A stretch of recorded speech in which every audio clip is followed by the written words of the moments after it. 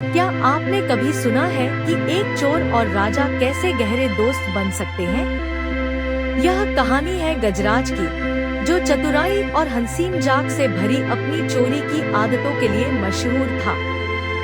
लेकिन एक रात ऐसा कुछ हुआ जिसने उसकी पूरी जिंदगी बदल दी।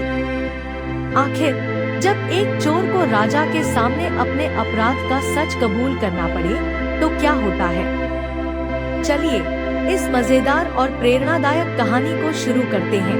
यह कहानी है एक चतुर चोर गजराज की, जिसकी चालाकी और दिलेरी से राजा प्रभावित होता है। मजेदार घटनाओं और हास्य से भरी यह कहानी आपको हंसी और सीख दोनों देगी।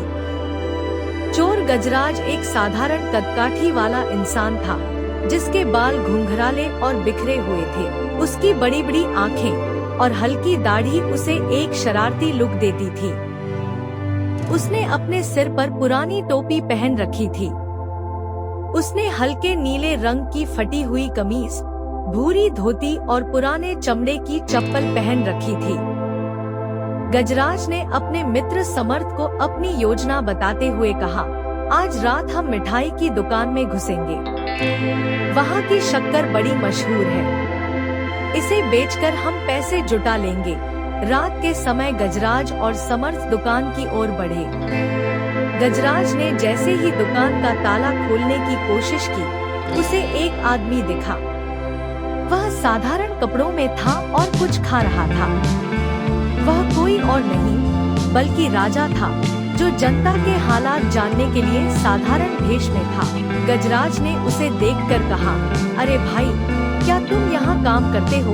राजा ने हंसते हुए कहा, नहीं, मैं भी कुछ खाने आया हूँ। गजराज ने जैसे ही एक डिब्बे से सफेद पाउडर चखा, उसकी आंखें भर आईं।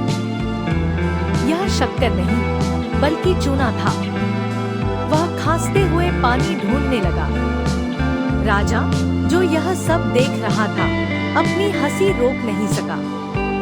गजराज झेंप मिटाते हुए बोला, लगता है दुकान वाले ने चोरों को सबक सिखाने के लिए ऐसा इंतजाम कर रखा है। जैसे ही दोनों दुकान से बाहर निकले, सिपाहियों ने उन्हें पकड़ने की कोशिश की। गजराज ने फुसफुसाते हुए राजा से कहा, तुम भागो, मैं संभालता हूँ। उसने चालाकी से सिपाहियों को गुमराह किया।